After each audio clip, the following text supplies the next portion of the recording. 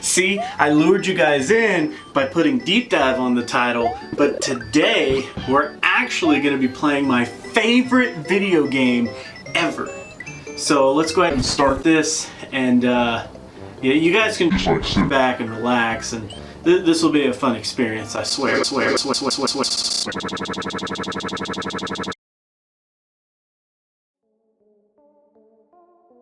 Just kidding, just kidding. Yes, we are going to do a full-on deep dive today on a pretty interesting Pokemon. I did not expect this thing to get upvoted as far as it did, but we're going to go ahead and handle it accordingly. Today we're going to be talking about Ursaring, who is a pure normal type Pokemon, maxing out at 2945, so a pretty hefty CP there. But with a 0-1 attack, 14 defense, and 15 stamina at 19.5, you can hit exactly 1500 on the dot, which is perfect. Now, if we actually compare Ursaring to the entire Ferocious Cup, everything that's available, we do get 82nd in bulk and 73rd in stat product, which isn't actually too great, but I mean, that's not too bad either. It's kind of middle of the road.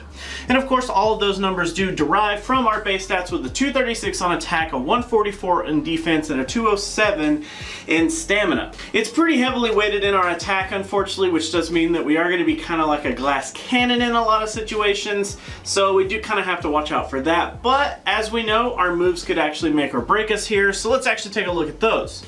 Starting with our fast moves, we do have 3 possible fast moves here: Metal Claw, Counter, and Shadow Claw. So of course, Counter is the one that already stands out amongst the others.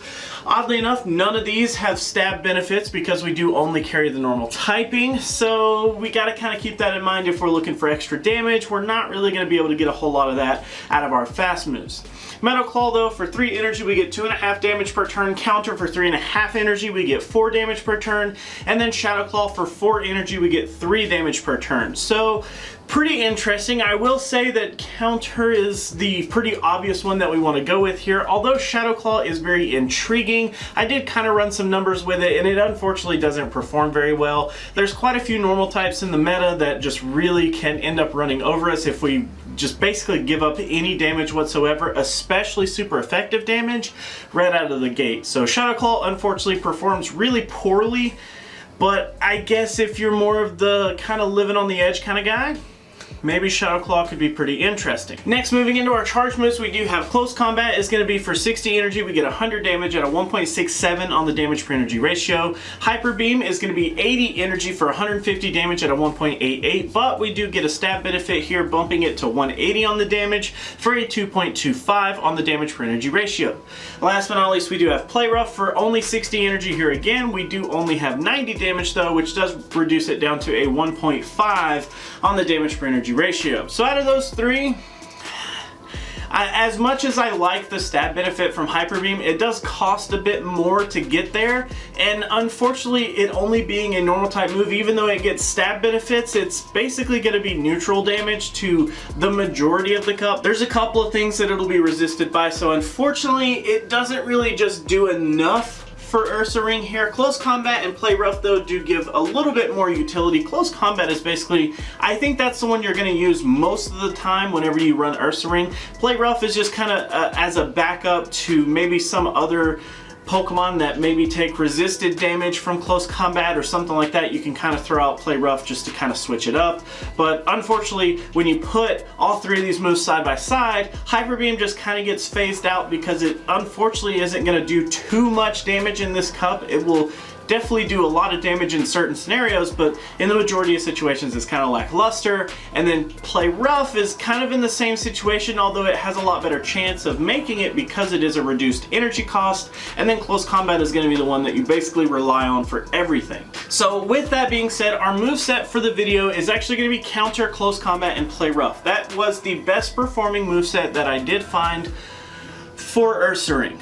So let's just roll with that. Straight into our shield scenarios, we do have up against the entire cup, we have a 50% clean on the 0 versus 0, which is basically bare minimum for me, but hey, at least we made it. In the 2 versus 0, we actually have a 96.9%, which is actually really solid. In the 0 versus 2, we actually end up with a 15.6%, which I always say at least 10% here, so definitely looking good there. And then lastly, in the 2 versus 2, we look like a 69.8, which does mean that we actually do prefer to open with Ursaring rather than close. If we're caught without any shields, we're basically going to be hurting rather than if we did have the shield. So moving on to the meta though, here is a little bit of a different picture.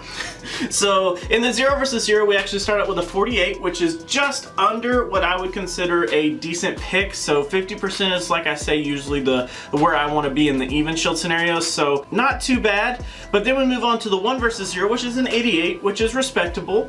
Then we have the 0 versus 1, which is a 12%, which, like I said, at least a 10% is nice. But then we hit this 1v1, and oh boy, does it fall hard. We have a 28%. Oh, so that is actually really, really rough. So to figure out why that is so low, let's actually take a look at our matches. We're just gonna go straight into them here. As far as the ones that we do win up against, 28% win ratio doesn't mean too many wins for us. So we do have Lickitung, Alolan Sandslash, Lairon, Alolan Raticate, Piloswine, Bibarel, and Torkoal.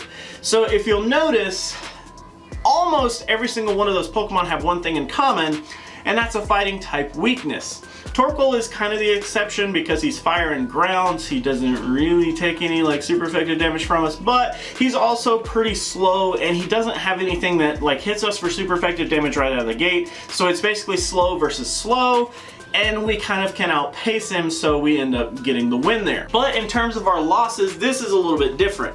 Pachirisu is actually going to be our only tie, but then we move into Furret, Delcatty, Umbreon, Skuntank, Raikou, Donphan with Charm, Shelgon, Vaporeon, Minden, Raichu, Donphan with Counter, Nidoking, Suicune, Nidoqueen, Alolan Ninetales, Granbull, and Alolan Marowak. So, holy cow, that is a ton of Pokemon that we lose up against. So if we pick apart some of these make actually pretty good sense. Umbreon, even though it's going to take super effective damage from our fast move counter, it is going to basically be a lot more tanky than us, and it's basically going to be able to push out a lot of neutral damage and kind of outpace us. And that's pretty much the story for a ton of these. Furret, Delcatty, Skuntank, Raikou, Donphan with Charm. I mean, a ton of these Pokemon aren't necessarily like taking tons of damage from us, but they're able to outpace us because our charge moves are quite steep in terms of their energy cost. And then we get down to some of the more harder matchups that we actually go up against, like Nidoking, Suicune, Nidoqueen, Alolan Ninetales, Granbull, and Alolan Marowak are probably the three that I want to point out the most here. Alolan Ninetales, even though it does have the ice type attached to it, it does also have fairy type, which does render counter to be neutral. So it doesn't necessarily take super effective damage right out of the gate, but it can definitely outpace us whenever it comes to damage. Granbull, also carrying that fairy typing as well, does end up outpacing us pretty hard. And then Alolan Marowak, of course, carrying the ghost typing does mean that it actually resists a ton of our fighting damage right out of the gate as well. So that actually brings us into the Ripe and Rotten section. Basically the Pokemon that we want to pair with Ursaring versus the Pokemon that we just deadly want to avoid. And out of the ones that we want to avoid, I kind of want to put like some categories here. So Alolan Marowak is the Pokemon that we're going to point out as what we want to avoid. But it's not necessarily that we want to avoid it, it's that we want to avoid the things that resist us straight up. Mainly Alolan Marowak and Granbull are going to be resistant straight out of the gate, so it does make it a really hard battle for us. Then we do have Nidoqueen, which isn't necessarily going to resist any damage, but it can just outbulk us and end up outpacing us because of that. So that actually means Nidoqueen, Umbreon, Minun all kind of fall into this scenario where they all just basically can outbulk Ursaring, and we just aren't able to secure the win. And then we have Donphan with Counter. And Donphan with Counter isn't necessarily like a category all on its own, but it's basically super effective right out of the gate. And the problem is that Donphan with Counter is super effective up against us, but we have nothing to be super effective up against it. So that actually kind of carries us into the Pokemon that we want to pair with Ursaring and kind of help us overcome these categories that are really hard for us. Things like Vaporeon and Suicune, kind of just mainly the water typing in general will really help us here. So we have a Alolan Marowak who's going to have a water type weakness because it does have fire. We have Nidoqueen and Donphan, which both do actually have a water type weakness because of the ground typing that they carry. So the water types in general are actually going to do really well paired with Ursaring because they can help counter the things that just really start to give us problems. But then on top of that, let's say that I already have like 2 water types on the team. I don't really want to put another one on there because I want to run Ursaring. I definitely think an ice type would benefit greatly here. It doesn't necessarily help you out in the Alolan Marowak situation because you're kind of fighting ice with fire, which of course doesn't work, but in the ground type scenarios they do help out a lot up against Nidoqueen and Donphan, Nidoking. All those are going to really have a problem with you if you have some type of ice backing you up. Things like Piloswine or even Alolan Ninetales are really good counters here for those ground types. So those are the types of Pokemon that I would pair with Ursaring to kind of help mitigate some of the ones that we really have a lot of trouble with.